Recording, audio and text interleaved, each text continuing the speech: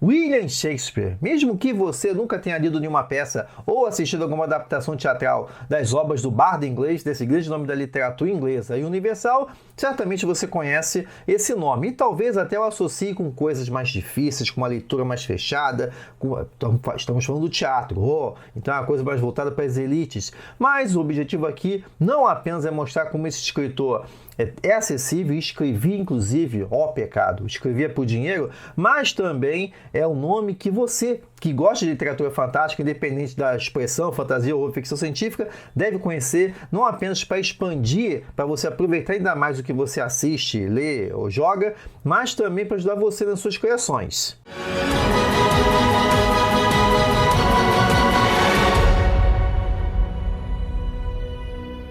E aí, tudo fantástico com você? Pois é, começar aqui nesse vídeo aqui, uma breve série sobre a influência de William Shakespeare para a literatura fantástica. Tem tempo que eu não faço uma série aqui, acho que a última foi sobre a Múmia, para poder mostrar para você como é que você pode aproveitar e desmistificar a obra de William Shakespeare, para você aproveitar ainda mais esse repertório para as suas criações, ou para você simplesmente curtir ainda mais o que você lê, assiste ou joga, ok? Quando eu estou falando aqui de Shakespeare, gente, como eu falei anteriormente, tem aquela imediata, aquela associação com o escritor que hoje é vinculado ao teatro. E vamos lembrar, né? Principalmente no Brasil, quando a gente fala de teatro, quando o seu amigo fala assim, vou no teatro hoje, aí você fala o quê? Pô, tá chique, hein? Por quê? Porque você tem criou-se essa imagem do teatro como algo mais voltado para as elites, para a classe média mais alta, para uma outra situação, você tem que botar até uma roupa melhor. Mas, gente, a gente está falando aqui, e essa é a função desse vídeo, desmistificar esse panorama e mostrar como é que William Shakespeare escreveu num contexto de época extremamente permeado pelo fantástico no dia a dia, e que isso passa para as obras dele, obras essas que vieram influenciar séculos de produção do fantástico desde então, desde as suas obras no final do século XVII, no final do século XVI, no começo do século XVII, ok? Inclusive, eu estou falando isso porque, como acontece todo ano, eu sempre ministro a disciplina de literatura inglesa na Universidade Federal de Catalão, e esse vídeo eu vou passar também para os alunos assistirem, para desmistificar a imagem que se tem de Shakespeare como algo mais fechado, mais inacessível, até mesmo para aproveitarem mais a leitura, que no momento que eu estou gravando esse vídeo, eles vão ler Otelo para a disciplina deles, ok? E a função, como eu disse, é mostrar essa vinculação. Você sabia que Shakespeare é fundamental, foi grande influência, não apenas para o surgimento do romance gótico, né? Influenciou o surgimento do Castelo de Otranto, que também ele se faz presente na trajetória, no percurso do surgimento da ficção weird, e também que influenciou nomes da fantasia, como J.R.R. Tolkien. Então é isso tudo que eu vou passar por aqui nessa breve série. Se tiver curtida, vai ter mais vídeos, se tiver menos curtida, vai ter menos episódios. Então fica com você, depende de você também, deixar sua curtida, deixar seu comentário, para que essa série aqui tenha também maior repercussão, beleza? Compartilha aí se você curte Shakespeare, curte essa tradição do Fantástico, que o Fantástico Cursos trabalha aqui, né? Até mesmo para você poder ter acesso a mais episódios. Quando eu tô falando essa questão aqui, como tá na chamada do vídeo, né? E que aí acaba causando calafrios nos acadêmicos, nas acadêmicas, eu sei bem como é que é isso, gente, de que Shakespeare escrevia por dinheiro. Oh, meu Deus, que pecado. E isso é algo, inclusive, que eu falo bastante no curso de escrita criativa e divulgação do Fantástico Cursos, que é o Como Criar Histórias que Vendem, Premium, sobre essa conexão, né, de que parece um pecado o escritor escrever por dinheiro, e isso é um caso clássico de Shakespeare. Shakespeare escrevia num contexto, gente, em que, diferente de hoje, diferente dessa associação do teatro com coisas mais fechadas, mais de elite, o teatro elisabetano, ou seja, a gente está falando desse teatro surgido, esse teatro disseminado no final do século XVI na Inglaterra, era uma coisa marginal. Quando eu falo marginal, não o teatro mesmo, né, o prédio do teatro, o teatro não era apenas localizado nas margens da cidade, mas também a própria profissão de ator era algo marginal. O ator é considerado um vagabundo, fora da lei, porque infringia diferentes leis, como, por exemplo, uma lei vigente na época, vinculada ao vestuário, de que se você, dependendo da sua classe social, você podia usar determinados tecidos. Então, se você é um rei, aí você pode, a grosso modo, se você é um rei, você pode usar veludo, pode usar seda. Se você é um ferrado, um pobre, tu não pode usar isso, porque não é condizente com a sua classe social e tal. Então, quando um ator se vestia como um rei, obviamente ele ia usar roupa de rei, né? Ou seja, e aí estava cometendo lá a infração, essa questão do vestuário, né? Além do que, como eu disse, né, o teatro, nesses primeiros momentos, ele tinha que estar onde o povo está. E onde é que o povo estava no final do século XVI da Inglaterra? O povão mesmo estava nas casas de jogos, estava nos prostíbulos, ou seja, o teatro tinha que estar ali naquele lugar. Por isso mesmo ele ficava localizado fora das margens do centro da cidade, né? Considerando o que é a cidade, né, na Londres do final do século XVI. Ou seja, ficava nos bairros Liberties, onde você tinha mais liberdade e que é constantemente objeto de repressão das autoridades. Então, o cara saía do prostíbulo, ia para o teatro para assistir uma peça e tal. Também o teatro é muito atacado porque, ao juntar pessoas, era um foco de propagação de doenças, né, recorrentes surtos de pestes. Então, é esse o cenário que Shakespeare escrevia. Ou seja, você já está vendo aí que tem nada de chique e tudo mais.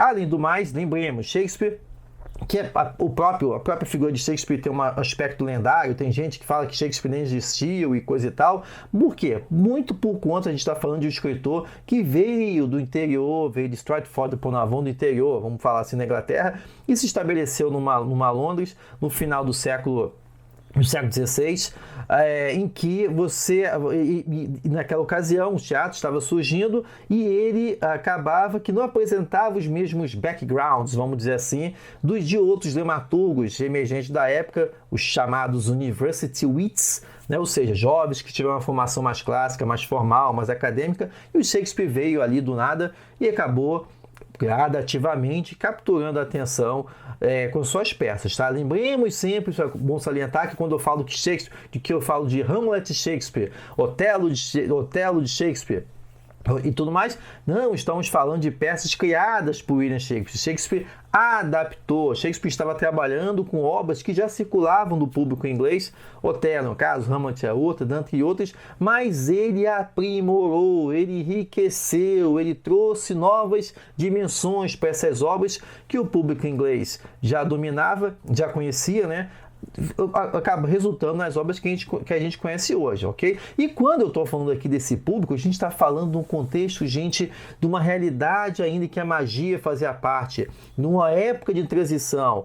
Lembremos que, enquanto ilha, a Inglaterra sofreu depois os efeitos do Renascimento, que já ganhava corpo na Europa, na Itália, por exemplo, e como uma ilha, os efeitos culturais demoram mais a chegar, mas até mesmo por conta de trocas comerciais, os efeitos chegaram e foram se manifestar nesse período em que a Rainha Elizabeth estava no trono, em um período em que a Inglaterra sentiu os efeitos da reforma protestante, num contexto em que a bruxaria estava no ar, a astrologia estava no ar, como inclusive bem mostra, para falar aqui das referências que eu vou usar para essa breve série aqui, né? Como bem mostra e fica a dica, já que você sabe que aqui no Fantástico Cursos nenhuma informação é tirada do sovaco, então fica as dicas para as obras que eu vou usar aqui nessa breve série. Kate Thomas, Religião e Declínio da Magia, a capinha já diz tudo, né?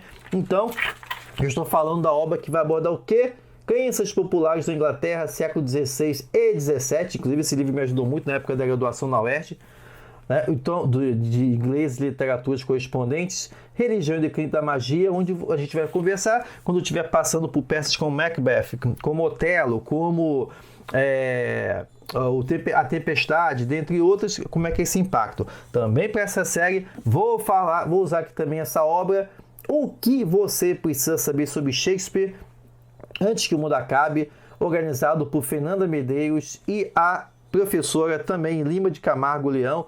Inclusive, Fernanda Medeiros, minha grande professora, foi minha professora em diferentes disciplinas, diferentes semestres lá na UERJ, na Universidade do Estado do Rio de Janeiro, responsável pela minha formação. Então, ela é organizadora desse livro aqui de 2021, ok? E também vou trazer informações até mesmo do meu próprio livro, que é o Literatura Inglesa para Brasileiros, curso completo de literatura e cultura inglesa para estudantes brasileiros, que é um livro que eu já escrevi, já tem uma década, mas que até hoje faz parte aí do currículo de universidades de letras, como a Anhanguera, como a Unesp, dentre outras, beleza? Então, São essas obras que vão aqui nutrir essa breve série. E esse capítulo inicial foi justamente para apontar que, sim, Shakespeare escrevia, ele escrevia por dinheiro porque ele estava extremamente conectado com o que estava circulando nas ruas de Londres. Essa rua de Londres que pulsava de energia, uma cidade de transformação, uma cidade comandada por uma rainha, Rainha Virgem, Rainha Elizabeth, que ao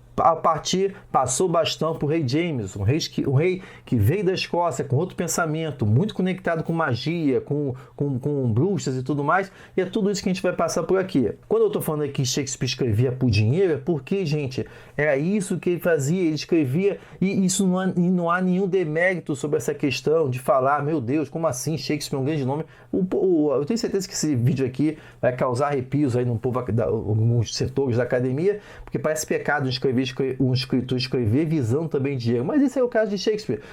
É um dos raros casos, inclusive, de um escritor que não morreu na pindaíba. Ele escreveu, produziu, ao final da vida se retirou, voltou para a sua cidade, viveu no teatro, construiu o Globe Theatre e está lá. Então, quando fala isso, como eu vou explorar ao longo das séries, Shakespeare bebia dessa energia, bebia dessas influências de uma Inglaterra que estava em transformação, a ciência de um lado, lembremos, estamos falando da era dos descobrimentos, quando Portugal e Espanha se lançavam aos mares, e também de uma Londres que ainda estava envolta em questões de bruxaria, em questões de astrologia, questões da presença de espíritos no dia a dia, e tudo isso nutriu, fez suas obras se conectarem com o público, e também resultando em obras que até hoje se tornaram atemporais pela sua qualidade, né? Estamos falando de escritos de 400 anos, mas que ainda, pela sua qualidade, se mantém vivo, tá? Então, nesse primeiro vídeo foi isso, até para não ficar mais longo do que já tá,